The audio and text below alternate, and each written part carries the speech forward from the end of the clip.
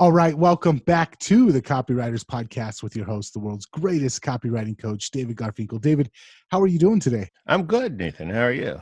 I'm doing fantastic, man. A little bit worried that I might catch the coronavirus, but other than that, Yeah, if as long as you have a line with it, I think you're okay. I think by the time this episode comes out, 2/3 of the world's population will already have died, and this will not be a funny joke anymore. Dang it! I know. Okay, I'm what sorry. do we got lined up for this week's episode?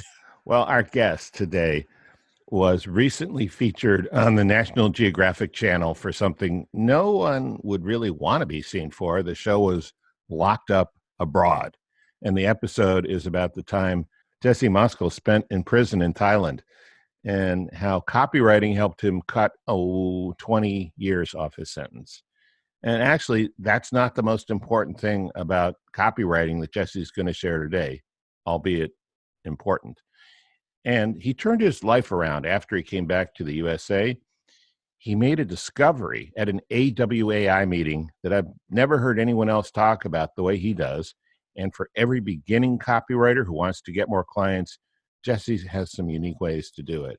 And best of all, they don't require serving time in Thailand or anywhere else. But besides writing copy and appearing on TV, Jesse spends a lot of time at direct marketing events like Dan Kennedy's Renegade Millionaire, where he shared some of what you're going to hear in full today. This show is going to be a wild ride. So before we jump into the cockpit and head for the stratosphere with Jesse Moskal, allow me to strike a note of restraint. Copy is powerful. You're responsible for how you use what you hear on this podcast, but most of the time, common sense is all you need. But if you make extreme claims or if you're writing copy in highly regulated industries like health, finance, and business opportunity, you may want to get a legal review after you write and before you start using your copy. My larger clients do it all the time. So, Jesse, thanks for being here. We've got so much to talk about and so little time to do it. Well, we do have enough time. How are you? I'm wonderful. Thanks for having me, David. Sure. So first, tell us about how you escaped a life sentence using copywriting. I would love to. And like you said, I'll get around to talking about this Upwork stuff in a minute here. But the reason I'm such a big fan of copywriting and copy sales letters in particular is because when I was locked up in Thailand, I had to use them to escape a life sentence. And briefly, the way that went down was very difficult because it wasn't in my own language. Wow. In 2008, I found myself locked up abroad in Bangkok, Thailand. And obviously, there's a big tourist industry in Thailand, but the people that speak English in the tourist sections, I found they didn't extend into the prisons. So I found myself quite alone and unable to communicate with virtually anyone. And if any of you listening have ever been to Thailand or seen their writing, you possibly know that it looks pretty much like cake frosting, maybe applied by a sloppy 2-year-old. So it was quite intimidating. And me being the type of guy who likes to bite off way more than he should chew, I decided I could learn that language in a year because I'd studied Spanish in college, I suppose, and went to work learning the language. Long story short, it took about 4 years before my letters were convincing enough for the consulate, the Thai consulate, to take note of them and actually take my request seriously and help me get transferred out of there. Wow. Well, congratulations. That's probably the most stunning use of copywriting I've ever heard of. Back in the US of A, how did your first efforts at finding work go? Interesting you should ask. There's 3 things in the world that I'm very allergic to, and I can't be around. Those are cats, horses, and grass. So predictably, with being an ex-felon and ex-drug dealer, I couldn't walk into most places and persuade anyone to hire me, even though I thought I was good at copy. So I found myself that first year working on a lawn care team, which was most unfortunate because I had to sneeze my way to a paycheck every week, and a small one at that. Oh man, that hurts.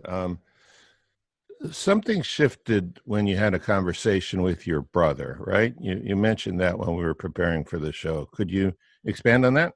Yeah, sure. So during all these sneezing paydays, I was very much under the delusion that, you know, I could transfer the copywriting skills I'd acquired in the prison over to getting jobs online. And I'd heard that Upwork, at the time it was Elance. I mean, little did you realize that copy actually had to be written in English rather than Thai. I'd forgotten to switch over. And good point, David. If I could only go back. But yeah, so after I couldn't get a job by writing in a language that looked like cake frosting, I reached out to my brother, who's kind of an internet guru, marketer, and he decided to cut me a break, and he started showing me how to position myself in Elance at the time and talk to employers and think like the employers rather than coming in like all the other writers begging for jobs. I was able to use rational direct response techniques and started getting traction fast. Could you give me an example of something he told you? Sure. Basically, his first and foremost decree was to create a client profile and go in there and hire a copywriter to update my profile. Okay. And I only did it for, you know, I only paid out maybe 10 or 20 bucks to do so. But the very act of becoming a client rather than the freelancer entirely altered my thinking. What was the most important thing about your thinking that changed? Well, I think it's really about writing to the reader's biggest pain points. And I know that's something that most copywriters seem to already know, but the reality of doing, of having it flipped versus the speculative or the idea of it was completely different. So let's walk through this a little bit. So Sure. you had hired a copywriter. You understood what pain points clients had about copywriters, like not returning phone calls or Well, that's crazy. I don't know, not being able to speak, only being able to write, or whatever you discovered. Right? Am I on track there? Let me try to stop laughing for a minute so I can agree with you. Yes. Okay. And so by knowing that, you could craft your pitches to other clients in such a way that you would stand out from other copywriters. Is that kind of like it? It really, precisely. Initially, it just came down to the very basics, just saying, hey, you know, I'm a real guy. I'd like to talk to you. I want to understand what your needs are. And I'm here to do what you need on time, the way you want it. And it's not all about me and what I've learned. And I'm going to, you know, push on you. Armed with that knowledge, then you happen to find yourself at an AWAI meeting. Is that correct? Yeah. So, I mean, it's super, super basic stuff, but, you know, they say 90% of getting a job is just showing up and doing the work on time. I mean, you know, I think I've heard stats that 97% of people are not on time. So, you know, these couple of things really put me out there in the front, I think, of all copywriters in Elance at the time. And, you know, I quickly had more jobs than I could handle myself. So I went to AWAI to meet other writers. I knew that was where the best writers were. Okay. And what happened? So when I went in, I came as a marketer. I was able to get up on stage and talk about the types of work I was looking for. And just having work, again, put me back in the client's shoes. And when the event was over, or the speaking portion was over, I was just deluged. I was rushed by all these copywriters seeking work. And I realized, holy crap, none of these people are working. So that was a big light bulb that went off at that time. Wait, you mean the copywriters at AWAI weren't actually working copywriters? No, sir. Okay. So you must. I think you went through a thought process because I'm being funny, but or sarcastic, but you were probably genuinely surprised, right? Well, I was shocked. Yeah, shocked. I was surprised, and it was kind of like that thing I've known all of my life that when you want to become an entrepreneur, what you have to do is go out and find a hungry crowd and place yourself at the front of it. And I'd known this my whole life, but never truly found one until that moment where I'm standing there with this line of people longer than I could see, who were eagerly waiting to talk to me. It was shocking. But a lot of these people were skilled, at least at a basic level, copywriters, weren't they? Most of them perhaps were and definitely are better copywriters than I am. I was entirely self-trained. I had never taken a class, never bought a course. I felt like an amateur. I felt like I was going to be discovered as a fraud when I was on stage. But the truth of the matter is, it didn't matter in the end.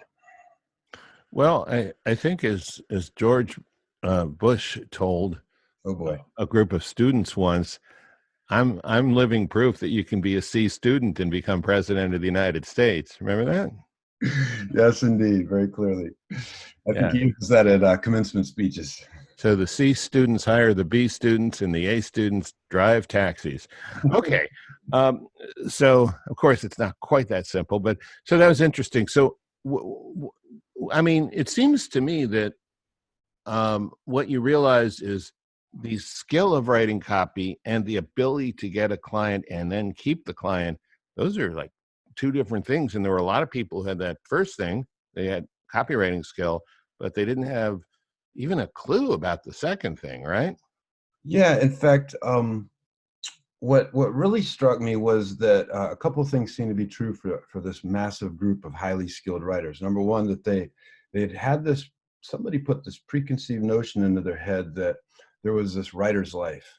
And in this writer's life, you would go and pick a remote town in Colorado and you'd get an office and a little villa up on the hill. Wait, that's Nathan. Isn't that your situation? Don't you live in a remote town in Colorado?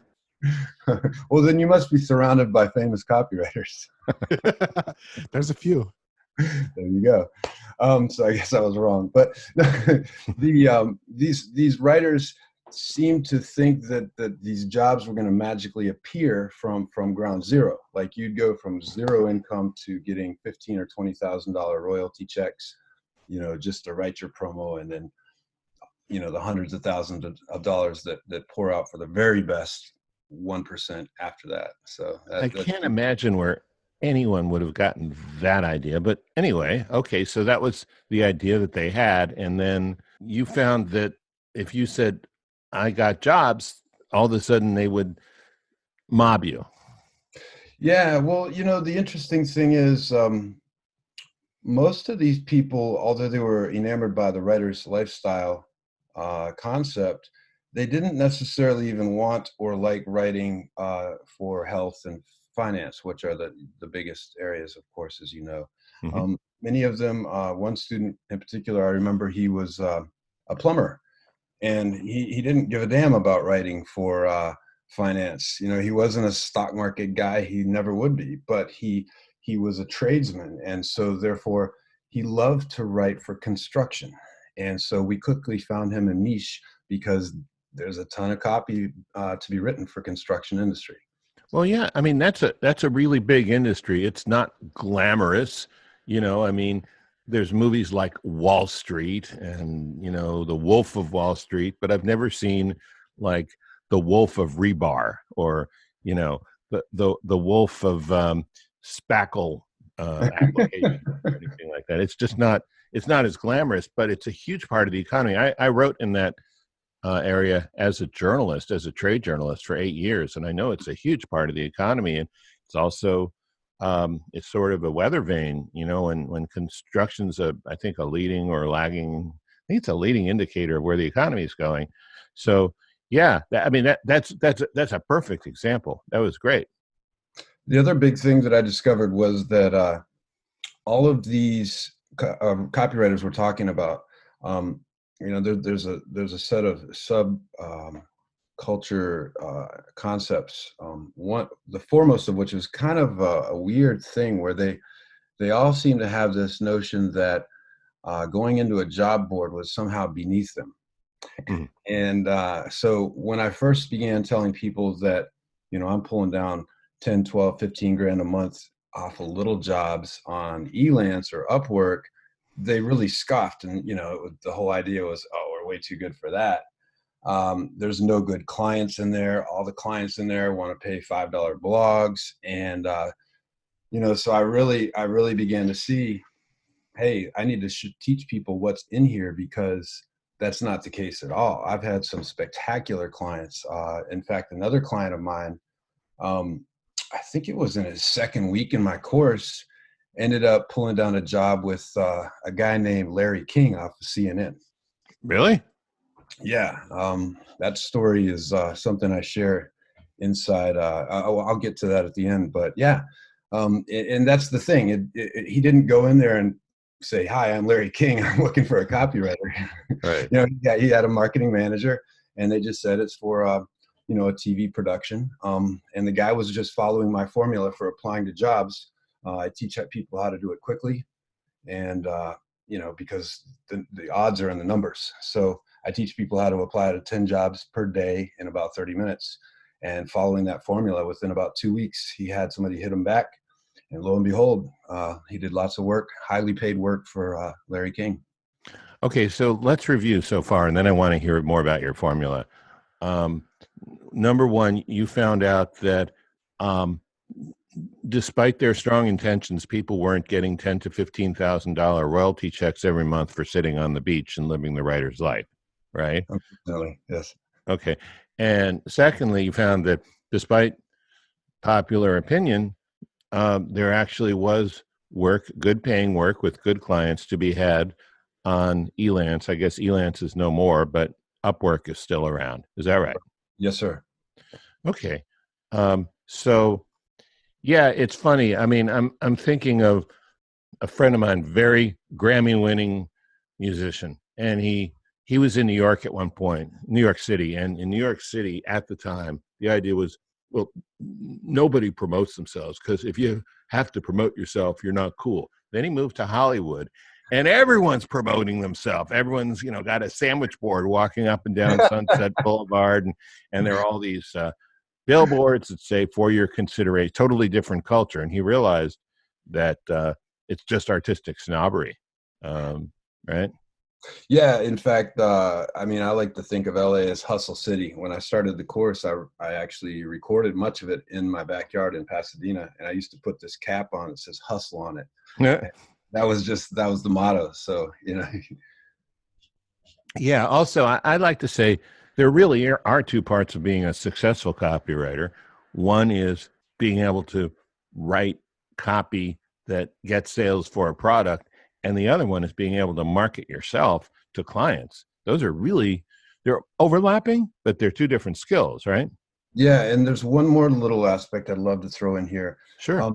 A lot of times I discovered that people, and this fits the whole vein, where these young copywriters or inexperienced copywriters are looking to the cream of the crop, and somebody at the top of the industry is saying, niche down. You can only have one thing you do.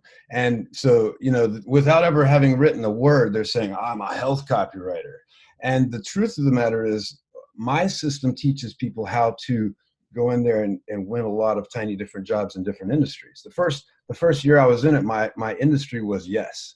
And I've written everything from olive oil to safety magazines. I mean, and what that did was it allowed me to eliminate a lot of things I didn't like, discover new interests. And, obviously if you're the construction guy, that's a big advantage. You can save some time. But if you don't know, you don't know. And this allows you to do $200, $400 jobs and get a lot of experience.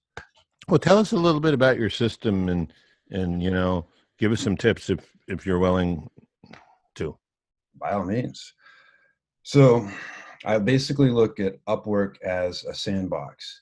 And without even winning your first job, when you go in there, you're just looking at employer after employer after employer's needs. So you get a real sense of what people are trying to accomplish from the client side. And so just reading all those job requisitions is a fabulous training tool in and of itself for any copywriter who wants to understand who's making money on the internet, where they're doing it, how they're doing it, because they're going to ask, this is what I need. I need a landing page, I need opt-ins, whatever the case. Mm-hmm. So that's number one. Number two, I think what my system does is, and keep in mind, this is not for people who don't know how to write. I'm not a great writer, and I don't teach people how to write.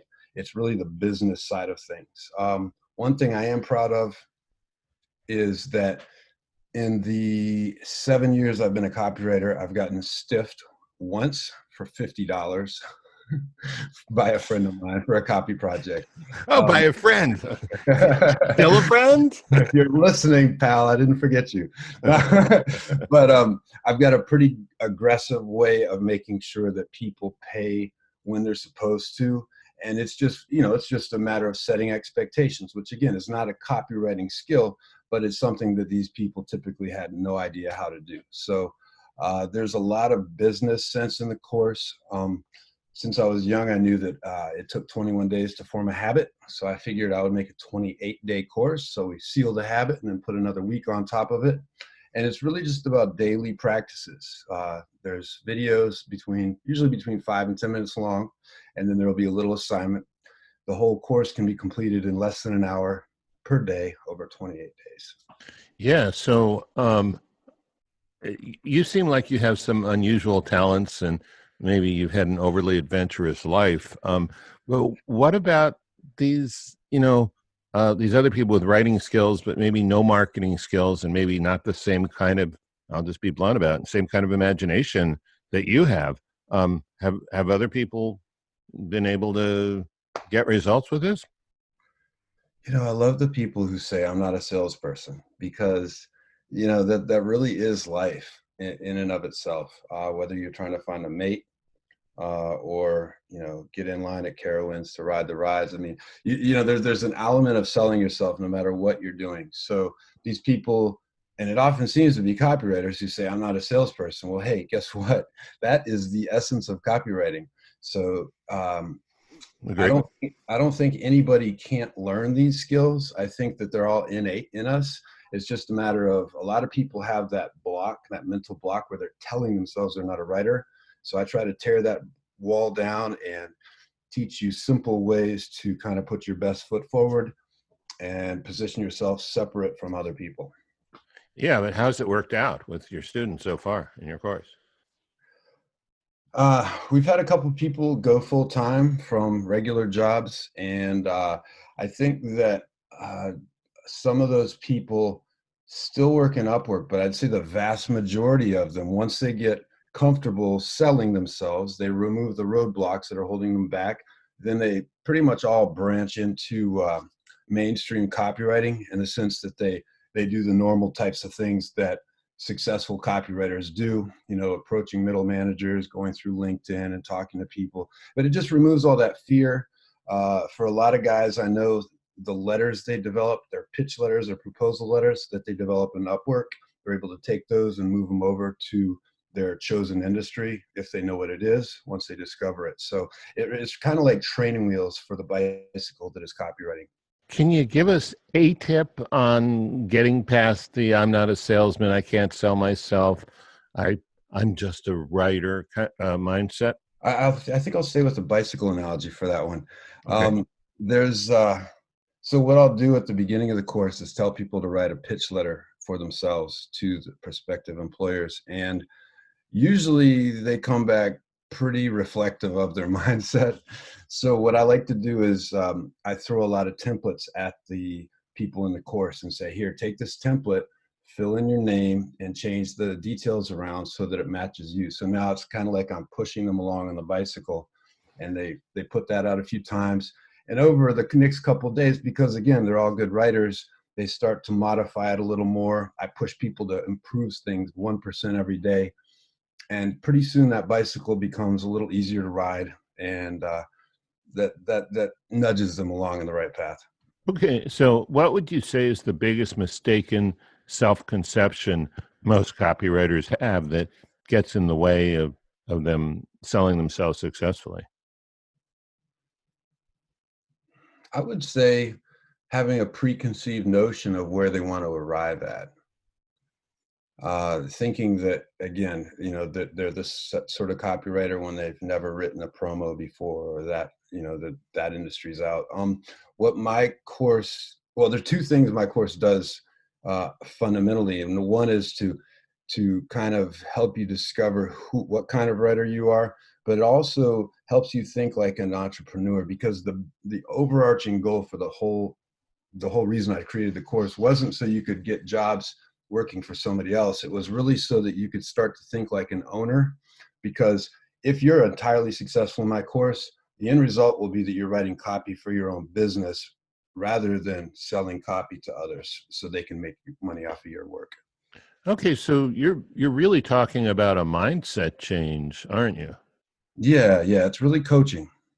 But it's not like an abstract mindset change. It's like a mindset change in order so that you can make money as a freelance copywriter or as a business owner. Right. I really believe that there's precisely two types of humans in the world, and this is just one of the innumerable ways to break it down. You're either an employee or an employer, and I teach the employer mindset. Yeah, actually, with certain exceptions, people who have more of an employer mindset make better employees, because they're willing to take responsibility rather than check a box and go home. Yeah. The other thing there too is a lot of people will go into copywriting full time, like I did for 3 years. I loved it, but then I got burned out, and I was like, well, "What's next?" And I'm sure you've had that experience as well. Oh yeah. Have you ever heard of double pneumonia? Yeah. Yeah. No, not fun. I'm not joking, unfortunately. I'm joking a lot, but I'm not joking about that one. So your course is Copy Kickstart, right? Want to tell us about, how people can find out more about it, and also you have a discount code if they listened all the way to the end? Yeah, isn't that nice? We are going to reward listeners of this special podcast. Right now, the course is listed at $19.97, which is $2,000 out of pocket. It's well worth it. By way of mention, I made using exactly this course, I went from 0 to over 10 grand a month in 10 months.